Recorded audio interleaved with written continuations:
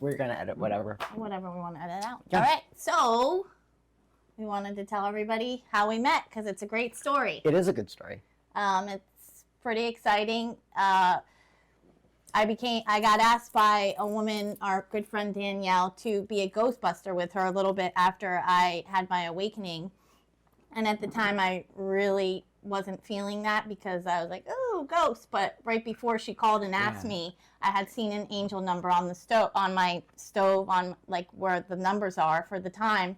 And I went and looked it up, and I opened up the angel book, and it said, your angels and guides want you to step out of your comfort zone. And as I was reading it, my phone rang, and our friend Danielle, who's a medium, was calling me to ask me to be a Ghostbuster, and everything inside me said, Right. I don't think so, but my highest self moved my eyes right back to the book where it said your angels and guides are wanting you to step out of your comfort zone. And so ghosts I said, don't really want to be busted, you know. Well, they want to be helped. They want to know. Right. You know, well, this was just, you know, my programming at that time. Now I realize, like, the ghosts are easy breezy. But so I came to my first ghost busting job. That was me. And that was Candon. And there were not any ghosts. But he thought he had a ghost, and I'll let him tell why. Well, I had a really interesting experience with sobriety. So I had stopped drinking about a year beforehand, and I was in a journey where I basically had to pray for conscious contact with a higher power. Yeah.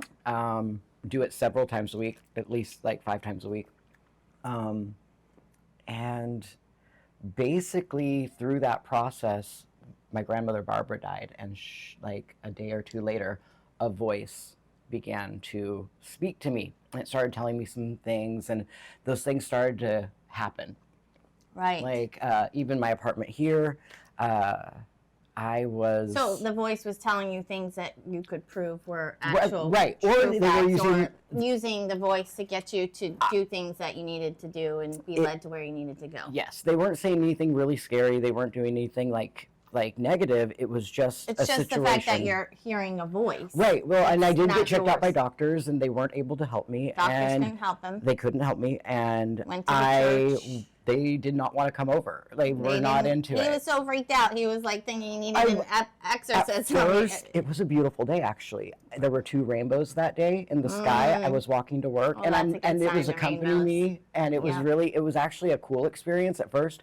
But when I got my clairaudience, it was like Spidey sense got turned on, and it was very like palpable in the room. We talk about that all the time. How like when you first start getting these gifts, it can be very overwhelming, and it's just like Spider-Man in the movie when he starts getting his gifts and he can't control them, and everything's just coming at him. And that's kind of how it was like with you, with your clairaudience. Also, and then also for clairaudience is very particular, and you don't get a sense of being alone. It's a very palpable, like you're being watched. Something is observing you. Right. It knows what you're doing. Not only can you hear it, but you can sense it. And it can read your thoughts. And that was really intrusive for me. Yeah, personally. I remember thinking, because I was getting my gifts, and so my guides' ideas and thoughts or messages are in my own voice. It's like kind of like a thought that I have. It's not in another voice. So initially I was like, oh man, that would be so cool. And then when I thought about it, I'm like, no, that actually probably wouldn't be cool, because I was just weirded out because I was seeing angels and Mother Mary fly around in my bedroom for several months. Yeah, I would. And I didn't say anything to anybody because I thought they'd take me to the funny farm. When it first happened, I was like, wow, this is really amazing and cool. And when it continued to happen, I was like, this is very intrusive. This is one of those things that you have it is much more tiring to get through your daily life if you're always in a conversation with something. Right. And that and several things. There were more than one thing that visited me. Then also my favorite story that he has is that when we came here to do the ghost busting job, and I was terrified, and I had my backpack of crystals, and I was calling in Archangel Michael. I was like, I am Michael, I am Michael. And when we got here, I didn't sense any ghosts or anything. I didn't really sense anything. But he started talking, and he started saying how this ghost followed him from where he lived previously, and he'll just be at the grocery store, and go ahead, tell that story because it's funny. Well, I was at Publix, and it was my lunch break, and I work right across the parking lot from Publix, and I'm standing at the deli, right? And I'm about to pick up my favorite food is fried chicken. It is. She makes me feel a little guilty. No, I'm not judging. I'm just, that's your theme. Yeah, because they definitely were a little judgy about it. They were like, I'm standing in line, and I mean, it's lunchtime. There's a line in front of the Publix deli, and basically, I'm getting fried chicken, and basically they were like, you could be a vegetarian, it would be better for you, and it would be better for the earth. And I turned around thinking that it was the person behind me. Right, in line. that's how real it sounded, like a person speaking to you. Exactly. You thought it was a person it was standing that behind you. And I was like being sassy, and I was like, I didn't tell you what to get for lunch, and the person didn't say anything, and they were very weirded out by it, because like thinking back now, they were also in line at a deli, so they probably wouldn't worry about my fried chicken. Right, but I just thought it was the funniest thing, and so as soon as I heard him say that on my first ghost busting job where there were no ghosts, I was like, oh, he's just getting his gifts. And then our good friend Danielle explained that to him, and I just started kind of laughing inside because she had just explained the same thing to me like 3 weeks before when Spirit brought her into my life, and I was to help me understand what was going on. I was laughing a little less because all I wanted was to like be able to sleep without people being like, whispering to me or anything like so that. Then what we did is we had Michael, Archangel Michael, and Archangel Metatron.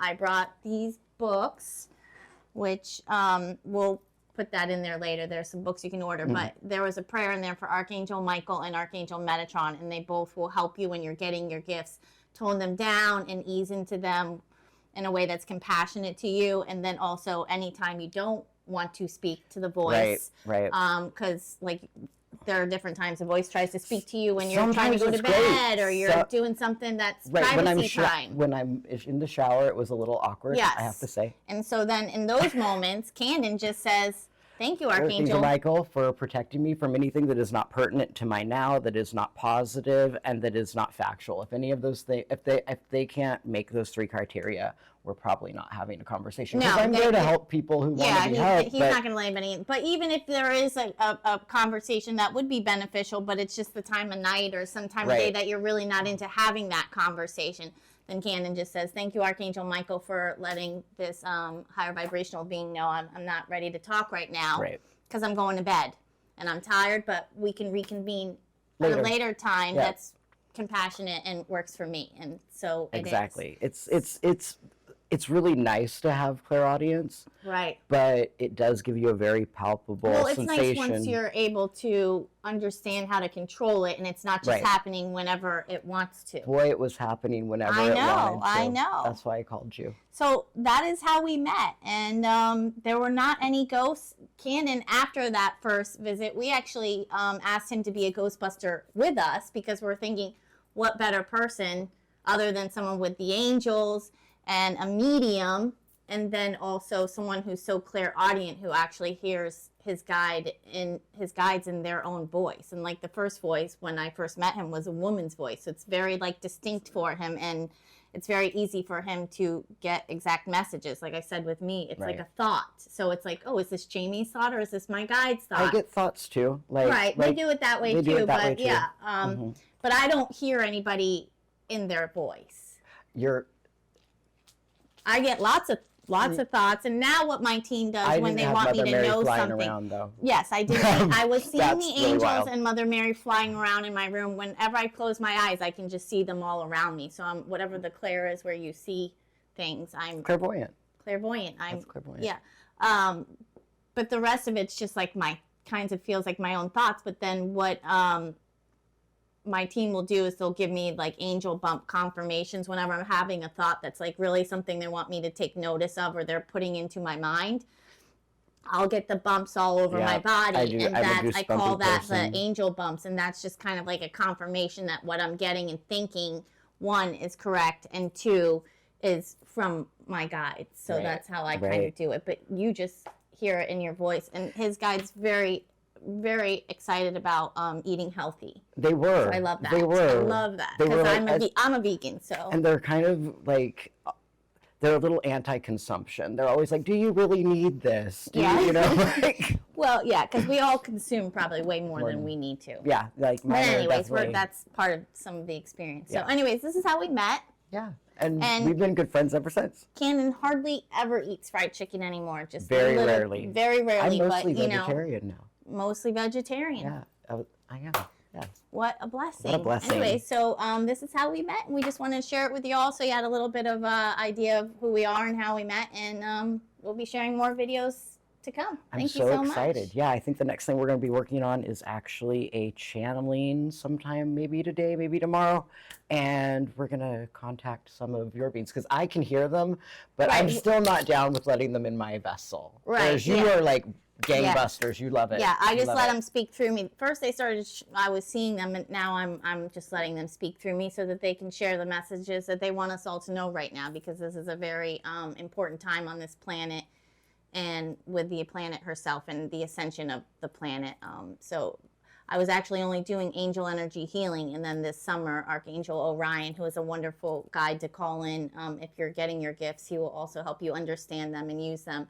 He came through and told me that I needed to stop doing angel energy healing because it was time for me to start practicing to become a channel, because it was going to be needed. And then I got the download. And there's the bumps. And then I got the download. See, at as the I say dentist. something that's like there they goes get excited. bumps. Oh, me too. Yeah. So yeah, and because I was at the dentist, and that's how we started this. At the dentist, yeah, he just started getting the download about a month ago that it was time to get me on camera and to get us on camera and get this going. And what a blessing Candon is. He went and got the computer. He did, he's been doing There's it a all. bunch of lighting. There's all everything. sorts of stuff. So all right. Well, it's nice to meet you guys. So nice to meet you all, and we look forward to talking to you more and letting the beings speak to you more in the future. Absolutely. Have a beautiful day. Bye. Bye.